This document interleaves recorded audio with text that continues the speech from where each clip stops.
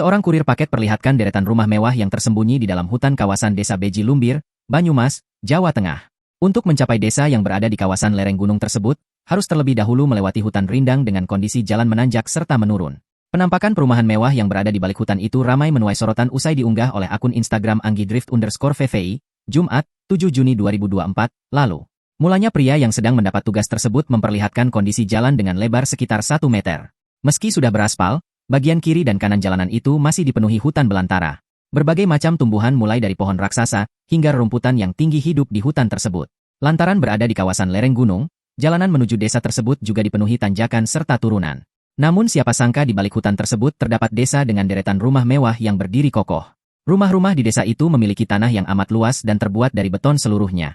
Sebagian besar rumah di desa tersebut juga terdiri dari 2 lantai. Pengunggah video menuturkan rumah-rumah di desa itu merupakan kediaman pribadi dan bukan villa.